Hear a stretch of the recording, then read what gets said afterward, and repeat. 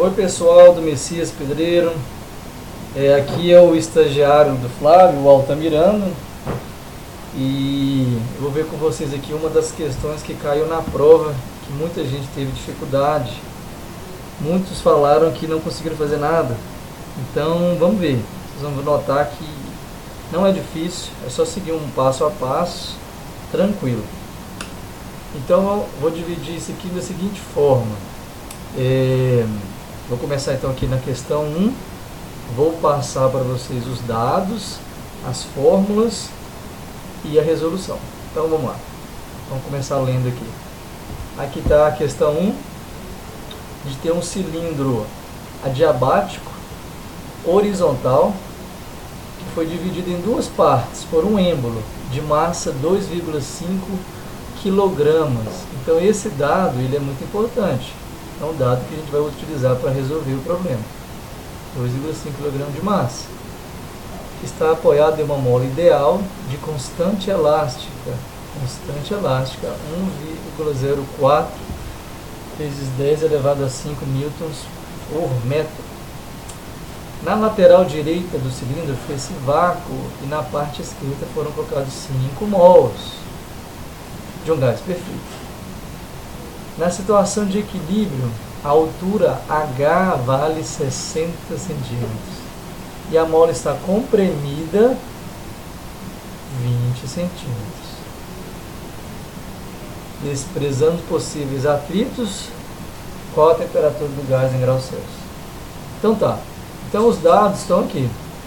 Massa do êmbolo, 2,5 kg, constante da mola, tem aqui o número de mols, a altura ou a distância, né, que o cilindro foi preenchido com gás, eu já vou mostrar isso, o quanto que a mola foi comprimida no caso, e esse dado que é a constante universal dos gases, que tem que ser realmente dado, fornecido para resolver esse problema, tá? Então, qualquer coisa, o professor passa para vocês na hora, mas esse aqui tem que passar para resolver esse tipo de problema. Então tá. Então, vamos lá. Esse aqui é a foto, é a imagem da questão. Temos a mola e temos o gás que foi preenchido na lateral esquerda. O que acontece? O tanto que o gás preencheu, que ele ocupou, foi essa distância vezes a área. Então tá aqui, ó. Essa distância, que no problema ele colocou H, mas que também poderia ser D. E esse X aqui representa a compressão que a mola sofreu. Então, para isso ficar mais claro, eu vou mostrar então como que foi que se chegou até esse estado. Que aqui ele está em equilíbrio. Mas como que foi que chegou até aqui? A ideia é o seguinte, tinha-se então um recipiente onde você tinha um êmbolo e a mola lá instalado, sem gás. A mola nesse momento ela está relaxada, ela não está sofrendo nem compressão nem expansão. Aí o que o físico fez? Ele pegou e inseriu nesse lado esquerdo o gás. Então ele fez o seguinte, colocou aqui por uma entrada que tem nesse recipiente, colocou gás. E o gás ele tem uma propriedade muito interessante, que ele tende a ocupar todo o volume do espaço. Então ele foi enchendo, e ele ocupou todo o espaço que tinha aqui. De repente esse espaço já não era suficiente para o gás, e o gás falou assim, eu quero mais. Só que aí, para ele ter mais, ele tinha que empurrar essa mola, certo? E foi levando esse êmbolo nesse sentido, até que os 5 mols fossem preenchidos totalmente nesse espaço. Então tá aqui, depois que se colocou o gás, chega nessa figura, que é a figura do problema. Nesse ponto, o gás e a mola estão fazendo forças que estão em equilíbrio, por isso que não se move. Então é isso que você tem que perceber. Então, pensando nisso, coloquei aqui já as forças envolvidas. A força que o gás está fazendo para a direita e a força elástica, que é a força que a mola faz para a esquerda. Então, essas duas forças se equilibram e o êmbolo não move, certo? Então tá aqui. Beleza. Vamos agora então passar para as fórmulas para a gente resolver esse exercício. Essas fórmulas aqui são as fórmulas que você precisa guardar para essa prova para resolver problemas de gases perfeitos, de força, de termodinâmica e de geometria, sendo que força está dentro de gases perfeitos, certo? Como você pode ver no exercício, as forças estão sendo realizadas por um gás, o gás está aqui, e pela mola. Então, nesse caso, essas forças estão dentro de gases perfeitos. Vamos trabalhar junto as duas equações, forças e gases perfeitos, para resolver esse problema. Beleza. Então vamos então. Então aqui tem a mola e os dados. Vamos resolver. Resolução. Professor, eu olho aqueles dados. Eu olho os dados aqui e não sei por onde começar. É muito difícil. Ai meu Deus. Por onde que eu começo? É simples. O que o problema está pedindo? O problema ele vem e me pede a temperatura. Não é isso? Então, vamos olhar aqui, ó. Despesando-se os possíveis atritos, qual é a temperatura do gás em graus Celsius? Então a minha dica para vocês é começar por essa informação. Temperatura do gás em graus Celsius. Então, peraí, então. Eu tenho que achar essa temperatura. Então, vou começar por isso. Eu quero a temperatura. Vamos começar. Eu quero a temperatura em graus Celsius. Então, das fórmulas que eu mostrei lá, qual delas que tem temperatura? Vou dar um tempinho para vocês notarem. Vocês vão observar que só existem duas equações que têm temperatura. Uma é a equação geral dos gases e a outra é a equação de Clapeyron. Tá, beleza. Já diminuí a quantidade de fórmula que eu teria que usar para achar a temperatura. São duas. Qual delas usar? Nos dados que foram dados pelo problema, a gente observa que tem número de mols.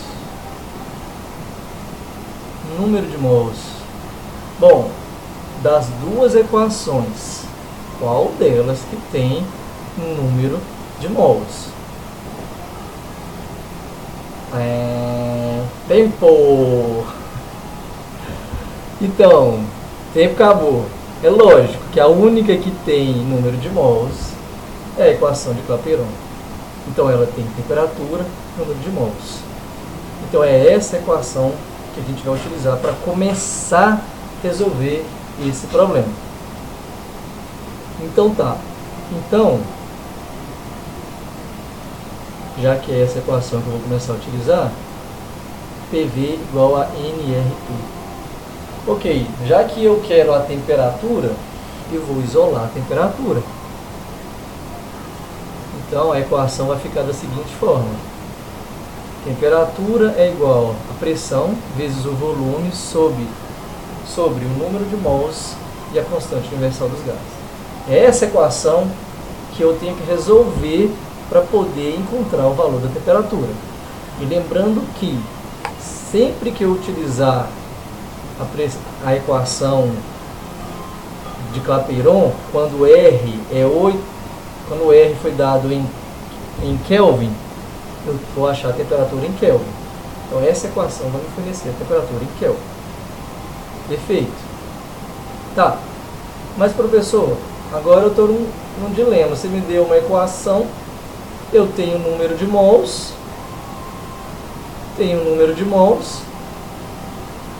tenho o R, mas me falta o P e o V. Aí me complicou. Não, tá tranquilo. É a partir do P e do V, desses dois dados que eu não tenho, quando eu resolvê-los, eu vou achar o valor total e acho a temperatura. Então tá, eu vou em busca então da pressão e do volume. Eu preciso de P e V. Certo. Olhando nas equações, nas fórmulas, agora de gás perfeito e de forças, qual delas que me fornece a pressão e o volume? Bom, acontece o seguinte, eu não vou poder usar essa equação aqui porque a equação geral dos gases tem temperatura 1 e temperatura 2 e não está ocorrendo uma transformação. Então essa equação aqui eu não vou usá-la. O sistema está em equilíbrio, não tem transformação. Então, eu vou começar a usar então as equações que estão do lado das forças. Então, vamos lá. Qual delas tem pressão e volume? Bom, aqui tem pressão aqui, a gente pode notar, né, que é essa equação aqui. Pressão igual a força que o gás faz sobre a área. Mas não tem volume. Opa, mas tem área. Aí eu vou olhar aqui, ó, nessa daqui. Na geometria, a equação que a geometria nos fornece, em que diz que o volume de um cilindro é igual à área da base vezes a altura. Então, com essas duas equações eu tenho a força que o gás faz,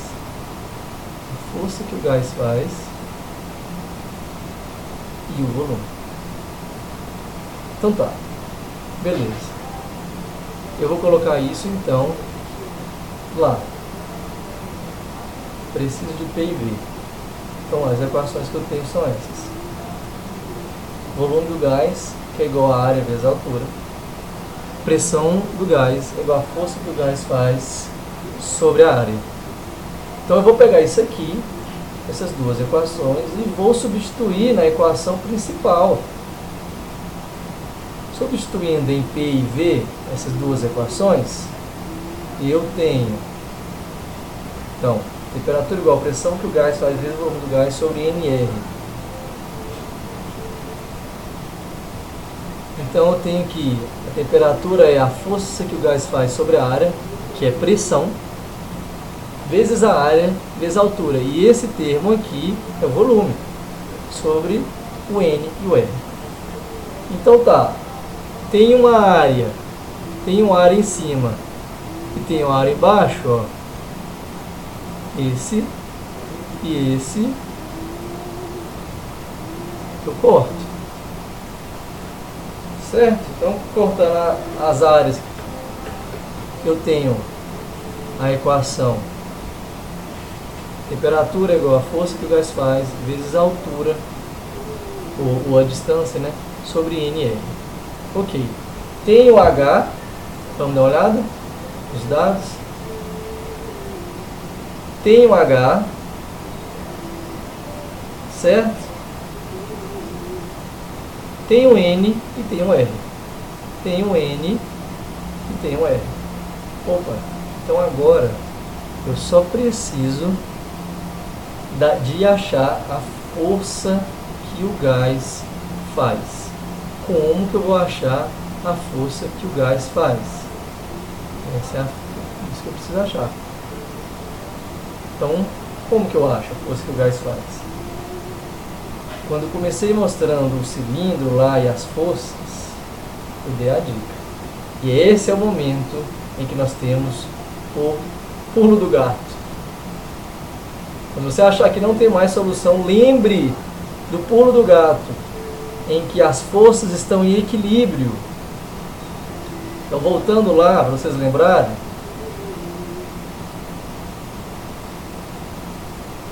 o sistema está em equilíbrio. Se o sistema está em equilíbrio, igual eu disse antes, a força elástica é igual à força que o gás faz. Essa é a premissa maior para você resolver esse exercício. Lembrar que o sistema está em equilíbrio. Pronto. Se o sistema está em equilíbrio, isso quer dizer que... Bom, né? E agora? Lembrando do equilíbrio de forças, então eu tenho que a força resultante é a força que o gás faz menos a força elástica. A força resultante é a força que o gás faz, menos a força elástica. Certo? Que, como está em equilíbrio, meu coleguinha, fala pra mim, é igual a quanto? Professor, eu sei essa.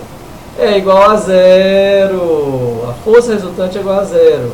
Ou seja, a força que o gás faz menos a força elástica é igual a zero. Sendo assim, passo a força elástica para o lado de lá, força que o gás faz é igual a força elástica.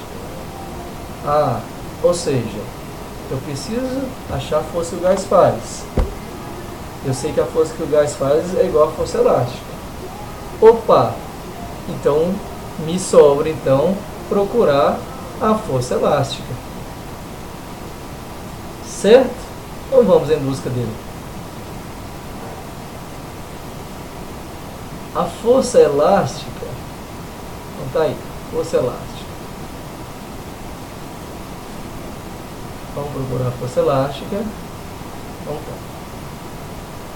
Força elástica ela é igual a constante da mola vezes quanto ela foi comprimida ou expandida. Nesse caso ela foi comprimida.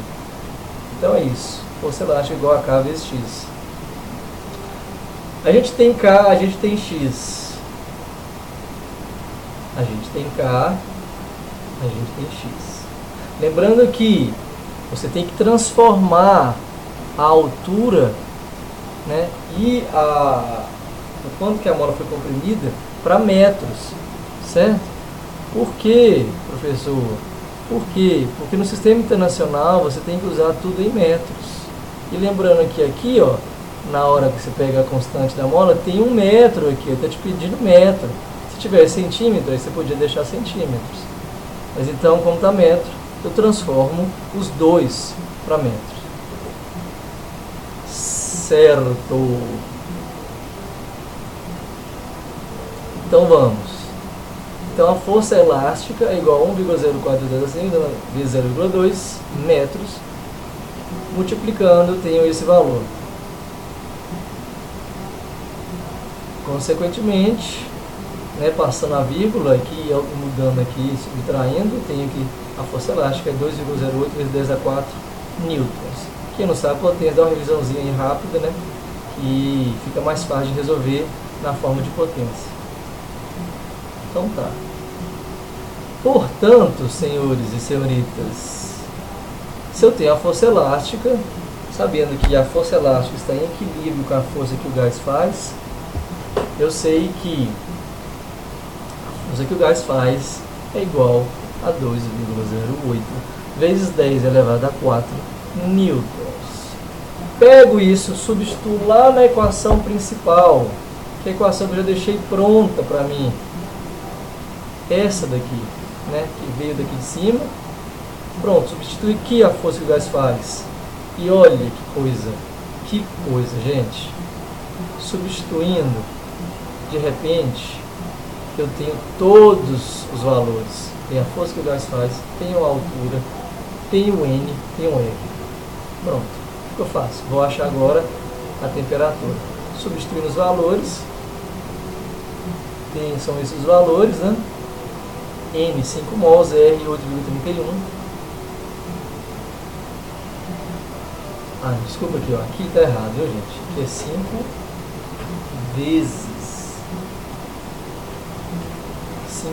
vezes 8,31. Sendo que a conta vai dar essa em cima, no numerador, e no denominador 41,55. Dividindo, eu tenho a temperatura. E acabou o problema? 300 Kelvin.